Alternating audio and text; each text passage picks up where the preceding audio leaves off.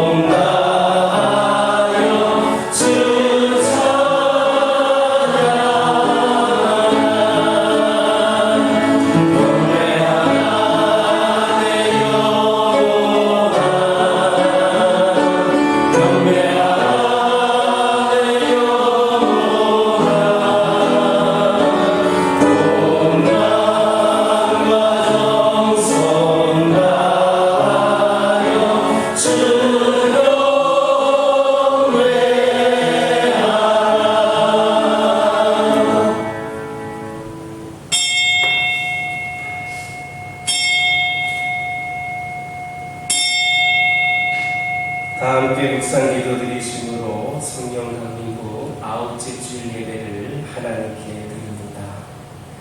우리로 하여금 빛 가운데서 성도의 기업의 부분을 얻기에 합당하게 하신 아버지께 감사하기를 원하노라.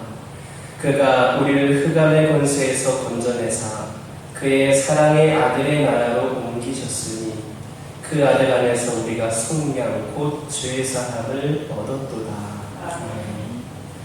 사망의 골짜기에서 허둥대던 죄인을 의의 길로 인도해 주시는 하나님, 지난 한 주간에도 진리의 길을 잃고 세상에서 방황하던 저희를 눈동자처럼 지켜주시고 보호해 주셨음을 감사드립니다. 세상에서 한 주간을 살면서 영적인 기갈에 허덕이던 저희들입니다. 오늘도 말씀으로 허물과 잘못을 벗게 하옵소서. 성도들이 가지고 나온 여러 가지 문제들이 해결되는 흡족한 은혜를 베풀어 주옵소서. 예수 그리스도의 이름으로 기원하옵나이다. 아멘. 모든 것을 멈추고 찬양하겠습니다.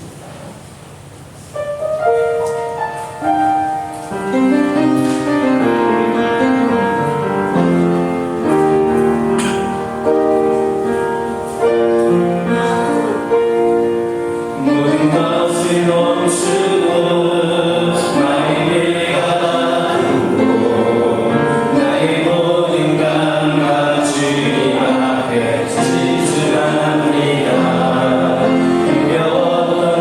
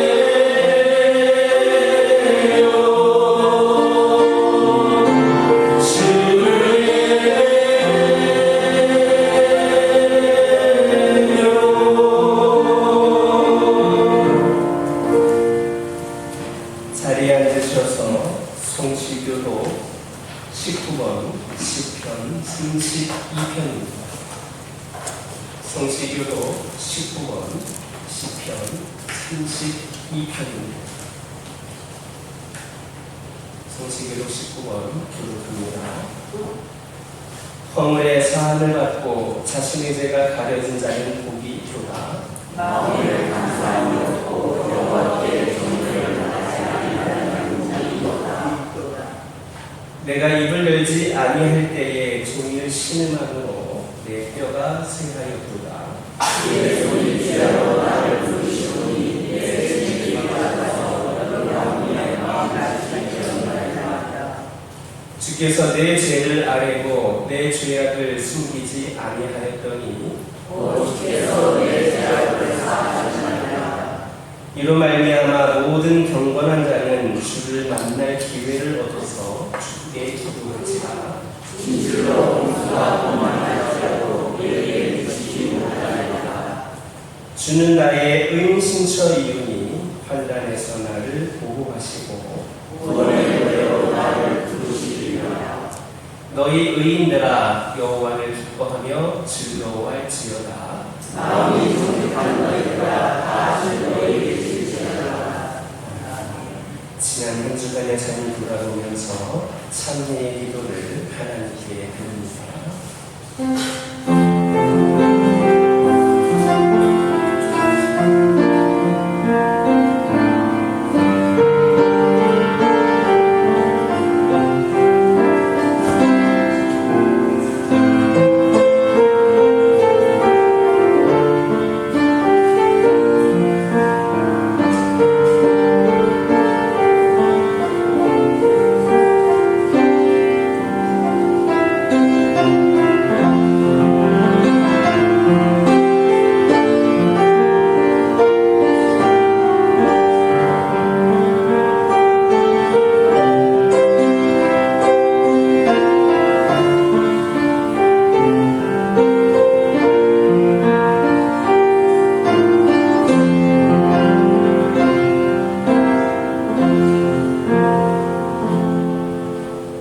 그들이 듣고 혹시 각각 그 악한 길에서 돌아오리라.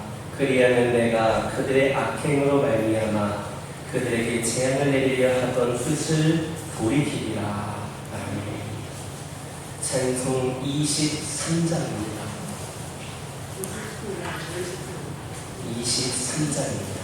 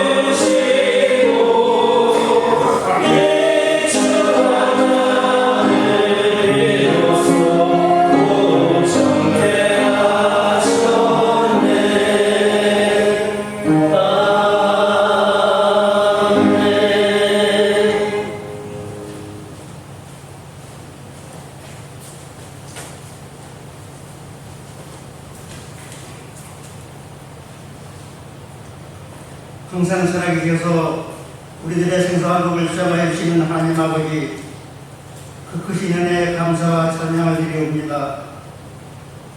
지나간 한 주간 부르지 못한 날씨 가운데에서도 저희들을 지켜주시고 오늘 복되어 거룩한 주일을 허락하여 주셔서 주님께 나와 예배드리게 됨을 감사드립니다.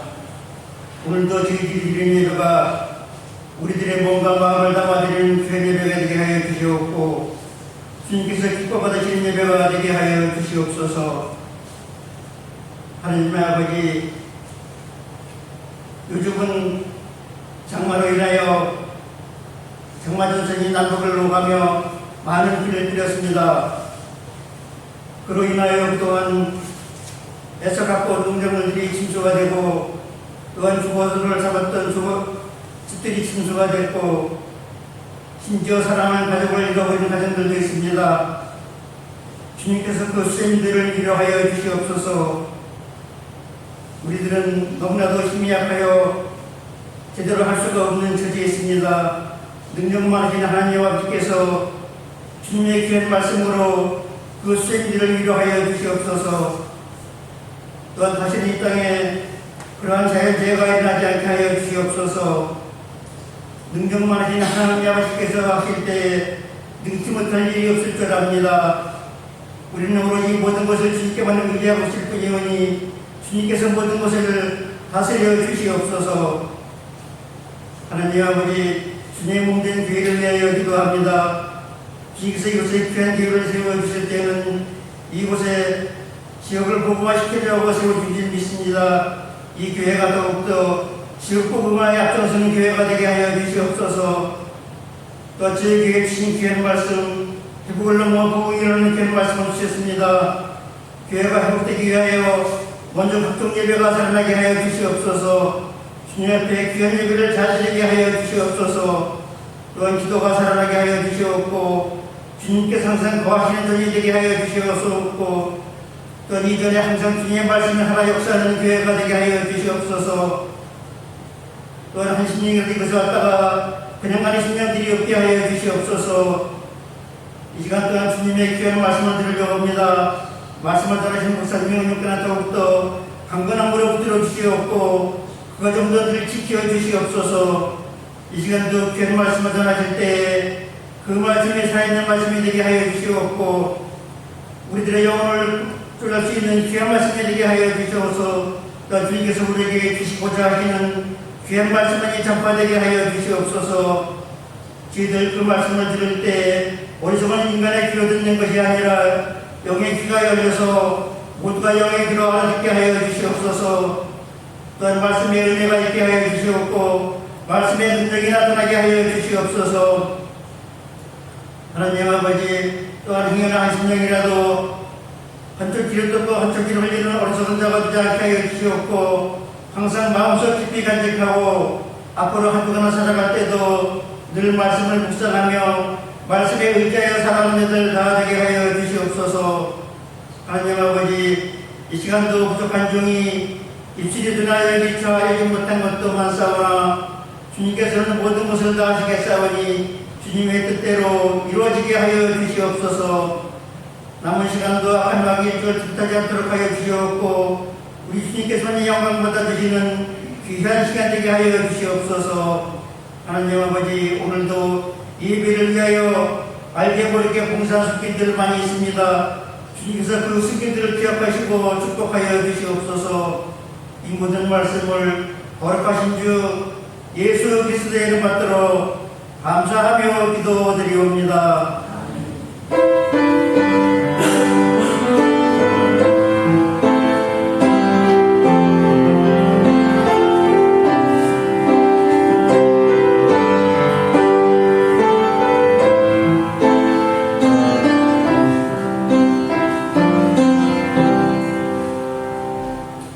오늘 우리에게 주신 하나님의 말씀은 누가복음 3장 7절에서 9절 말씀입니다. 누가복음 3장 7절에서 9절 말씀입니다. 이 말씀을 제가 공독하겠습니다. 7절입니다. 요한이 세례 받으러 나온 우리에게 이르되 독사의 자식들아 누가 너희에게 일러 장차 올 진노를 피하라 하더냐. 그러므로 회개에 합당한 열매를 맺고 속으로 아브라함이 우리 조상이라 말하지 말라. 내가 너희에게 이르노니 하나님이 능히 이 돌 불러도 아브라함의 자손이 되게 하시리라. 이미 도끼가 나무 뿌리 위에 놓였으니 좋은 열매 맺지 아니하는 나무마다 찍혀 불에 던져지리라. 아멘.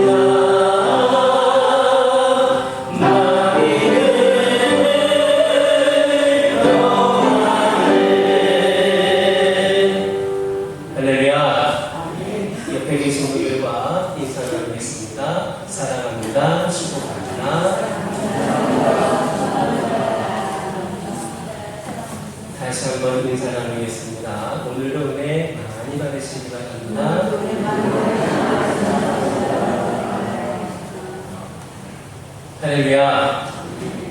지난 주간 여러분 어떻게 보내셨습니까?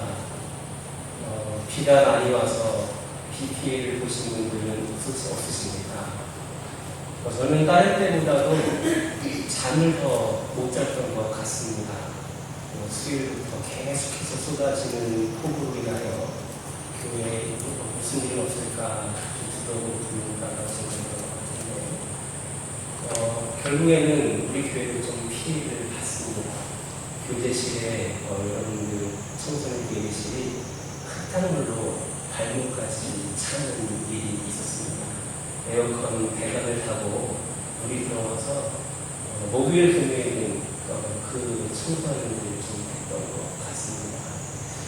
여러분들은 어떠셨습니까? 그래도 여러분들 표정을 보니까 우선 나와 와주신 것만으로도 많은 피해가 없었구나 하는 안심이 들기도 하고, 또 감사했던 것은 뭐냐면 그렇게 폭우가 쏟아지고 또 그렇게 또 바람도 불고 그랬음에도 불구하고 새벽 예배든 수요일 예배든 한 번도 쉬지 않고 드릴 수 있도록 비가 오다가도 새벽 예배를 드리는 비가 그치고 수요 예배 때도 비가 오다가도 예배를 드릴 때에는 그쳤다가 그런 은혜를 하나님께서 부어주셨습니다.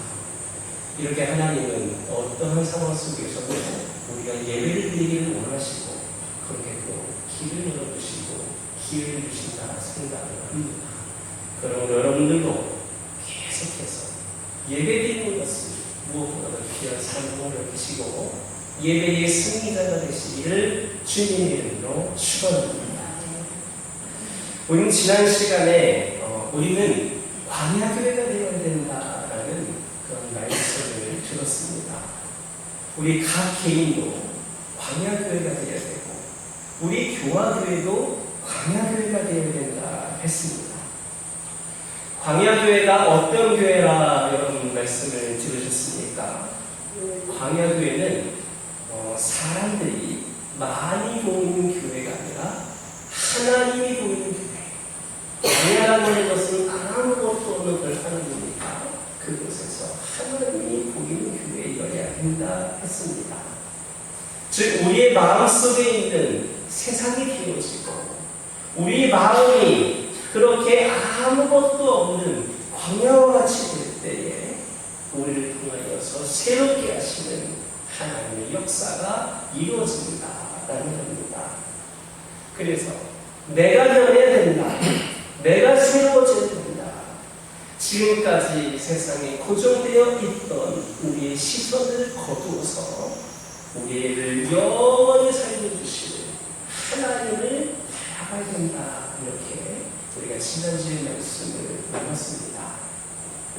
이제 오늘은 그 다음의 말씀으로 조금 더 깊은 구체적인 말씀을 나누기를 원합니다. 여러분, 세례요한은 제사장 사가랴의 아들입니다. 세례요한의 아버지 사가랴는 어떤 사람이냐? 예루살렘에 있는 그 많은 제사장들 중에서도 예루살렘 그 성전에 직접 들어가서 직무를 행할 정도로 상당한 위치에 있는 제사장 중에서도 더 높은 위치에 있는 그러한 제사장이었습니다. 2000년 전에 이렇게 상당한 위치에 있었던 제사장들은 아마도 잘 살았을 겁니다. 피곤했을 겁니다. 많은 것을 누릴 수가 있었을 겁니다. 그런데 그 당시에 그 제사장은 세습직이었습니다. 따라서 이 아버지 사가랴의 그 제사장직을 가만히만 있으면 세례요한이 그대로 물려받을 수 있는 그러한 상황이었습니다.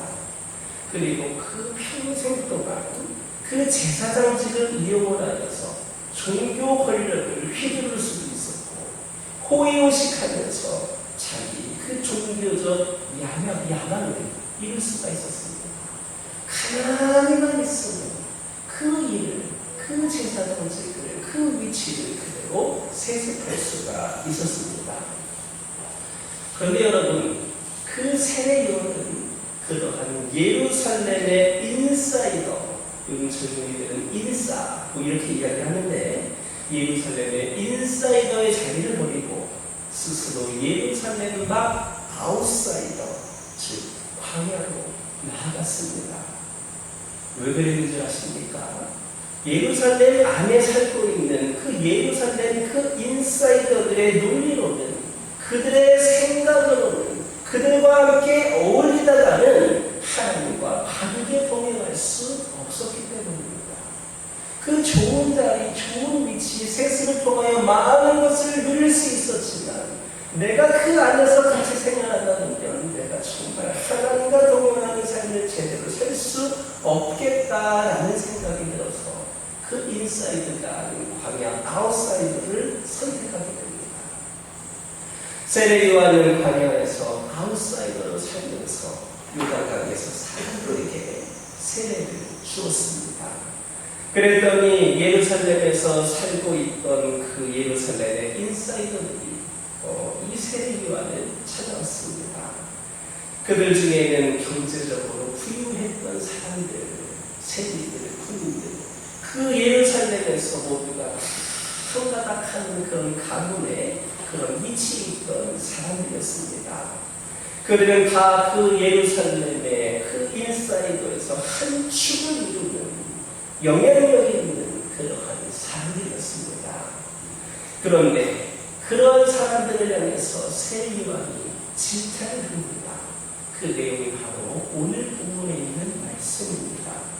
누가복음 3장 7절에서 9절에 있는 말씀 다 같이 한 목소리로 읽겠습니다. 요한이 세례받으러 나오는 우리에게 이르되 독사의 자식들아 누가 너희에게 일러 장차올 진노를 피하라 하더냐. 그러므로 회개에 합당한 열매를 맺고 속으로 아브라함이 우리 조상이라 말하지 말라. 내가 너희에게 이르노니 하나님이 능히 이 돌들로도 아브라함의 자손이 되게 하시리라. 이미 도끼가 나무 뿌리에 놓였으니 좋은 열매 맺지 아니하는 나무마다 지켜 불에 던져지리라. 여러분, 세례 요한에게 나아왔던 이 사람들이 예루살렘의 안에서 살면 어떻습니까? 누구보다도 잘 대접을 받습니다. 인정을 받는 그러한 사람들이었습니다. 이들은 예루살렘의 그 인사이더들 사이에서 칭찬을 듣는 그런 사람들입니다. 그 인사이더, 잘 나가는 높은 위치에 있는 그렇게 큰 영향력을 있는 그런 사람들이 아닌 아웃사이더에 불과한 세례 요한의 눈으로 볼 때에는 그들은 하나님의 심판을 받아 마땅한 자들이었습니다. 아웃사이더 입장에서 볼 때에 이 인사이드에 사는 사람들이 그 가면 속에 실체가 보이는 겁니다. 그것은 인사이드에게는 보이지를 않습니다. 제사장이지만 높은 위치에 있고 신앙으로도 아주 존경을 받는 자들이지만 이 아웃사이드 입장에서 볼 때에는 그 안에 있는 썩어있는 모든 모습들이 다 보였습니다. 여러분, 성경을 보면 세상을 새롭게 할 사람들 가운데 인사이더는 거의 없습니다.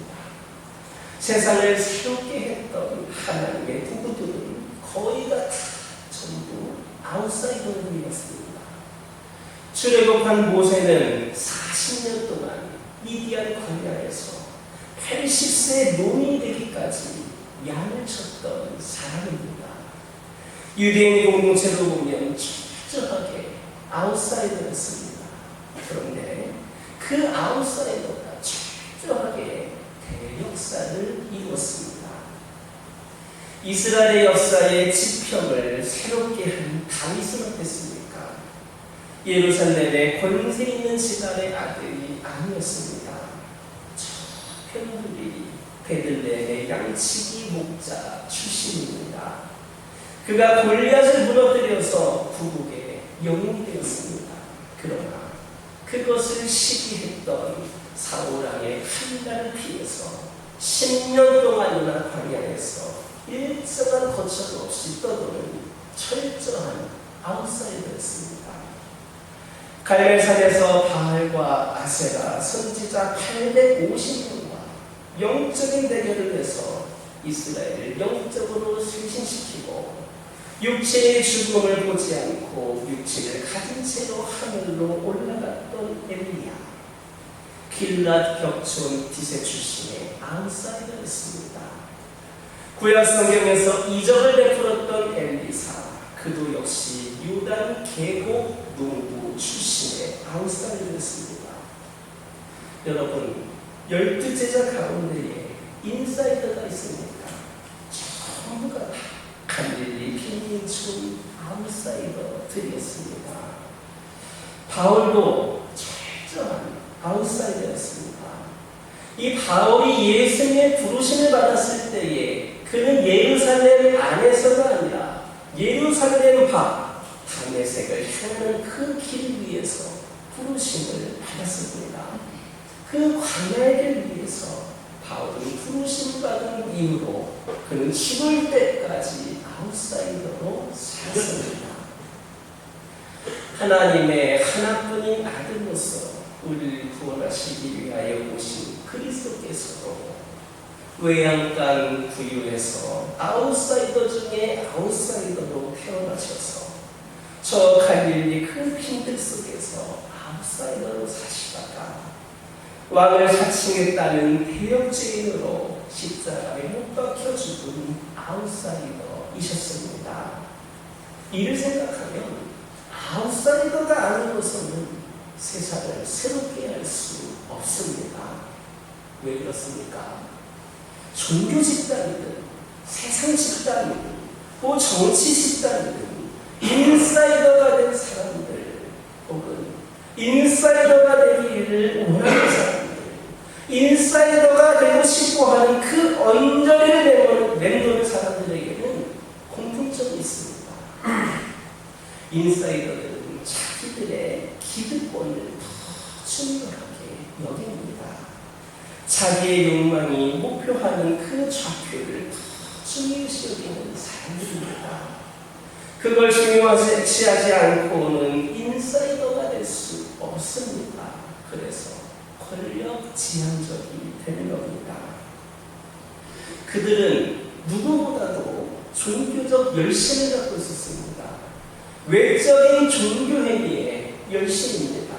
그러나 여러분, 그것은 종교심이지 신앙심이 아닙니다. 교회를 다니는 것이지 하나님을 믿는 것이 아닙니다. 인사이더들이 갖는 그 열심, 그저 헌금만 많이 하고 봉사를 많이 하는 그 열심은 하나님을 이렇게라도 저렇게라도 달래고 올려서 내가 원하는 목표를 이루기 위한 목적을 갖고 그렇게 하는 것이기 때문입니다. 그저 순수한 신앙으로 나를 구원하여 주신 예수님에 대한 고백으로 감사로 신앙생활을 하는 것이 아니라 내가 좀 헌금도 많이 하고 내가 봉사도 이렇게 하면 하나님이 나에게 이런 것을 허락해 주시겠지, 이런 문제 해결해 주시겠지, 나 성공하게 해 주시겠지, 이런 식으로 저런 식으로 하나님을 달래고 올려서 내가 이루고자 원하는 것을 그렇게 얻으려고 하는 목적이 있다는 겁니다. 그래서 그들의 종교심은 미신입니다. 그렇기 때문에 인사이더들은 결국 세상을 새롭게 하지 못합니다. 바로 자기들의 그 목적을 위한 그러한 의도가 있기 때문입니다. 그들은 교회에서 그들의 이해관계를 확충시킵니다. 그들의 이해관계를 그렇게 확장시키면 확장시킨 만큼 교회와 세상은 오염되는 겁니다. 그래서 하나님은 아웃사이더를 쓰십니다. 인사이더가 될 수 있는 충분한 역량을 가지고 있음에도 불구하고 자발적으로 아웃사이더로 사는 사람들이 있습니다. 그 사람들은 신앙심 때문에 그렇습니다. 이 신앙심이라고 하는 것은 나의 것을 이루기 위해서 나를 강화시키고 나를 더 성장시키는 것이 아니라 하나님 앞에서 나를 철저하게 포기하는 사람입니다. 내가 잘되기 위해서, 나를 드러내기 위해서, 나를 알리기 위해서 신앙생활을 하는 것이 아니라 오히려 이 사람들은 믿음이 좋아지고 신앙이 깊어질수록 하나님 앞에 내 자신을 더 철저히 내려놓고 무릎 꿇고 겸손히 회개하는 사람들입니다. 그들이 신앙심 있는 사람들입니다. 내가 잘나가면 잘나갈수록 더 고개를 숙입니다. 더 나를 드러내지 않고 나의 그런 능력을 드러내지 아니하고 모든 것을 하나님께 영광을 돌립니다. 그 아웃사이더들의 눈에는 인사이더들의 모든 미선이 이율배반과 모순이 보이는 겁니다. 이게 정말 순수한 신앙인가? 어떤 의도가 있는 종교신인가? 그래서 아웃사이더들이 세상을 새롭게 하는 겁니다. 이 아웃사이더들, 신앙심으로 가득한 이들의 그 목적은 오직 하나님께만 있기 때문입니다. 하나님의 나라만 그들의 머릿속에 가득하기 때문입니다. 그렇다면 여러분들은 지금까지 여러분들이 그리스도인이 되면서부터 인사이더가 되기 위하여 애를 쓰셨습니까? 아니면 아웃사이더로 사는 그러한 삶이었습니까? 오늘 이 시간부터 여러분들은 스스로 세례 요한처럼 엘리야, 엘리사, 바울, 예수님처럼 자발적인 아웃사이더가 되시기 바랍니다. 이것은 여러분 방관자가 되라는 것이 아닙니다. 교회에 무관심하다라는 것이 아닙니다. 하나님 앞에서 철저히 나를 포기할 수 있는 진정한 믿음의 겸손을 보이라는 겁니다. 아웃사이더가 되라고 하니까 교회에는 별로 드러난 일도 하지 말고 멀리서 그냥 구경만 하라는 것이 아니라 모든 일을 충성되이 감당하되 겸손한 모습으로 하나님을 드러내는 삶을 가는 겁니다. 우리는 왜 신앙생활을 하고 있습니까? 여러분들이 진정 이렇게 교회를 다니고 믿음 생활을 하고 있는 목적은 무엇입니까? 내 자신을 위해서, 내 가정을 위해서 아닙니까? 내가 무언가를 누리기 위해서, 어떤 문제를 해결받기 위해서, 어떤 목표를 이루기 위해 교회를 그리고 우리 하나님을 이용하고 있는 것은 아닙니까? 그저 교회에 나가면 믿지 않는 사람들보다 더 축복을 받을 것 같고 하나님이 함께 해주시면 더 잘 될 것 같으니까 그런 의도로 교회에 발걸음하고 있지는 않습니까? 여러분들이 신앙생활을 하는, 믿음생활을 하는 그 목적 최우선순위는 무엇입니까? 여러분, 우리는 영원히 죽을 수밖에 없는 존재들입니다. 그러나 우리 주 예수 그리스도의 십자가로 우리는 구원을 받았습니다.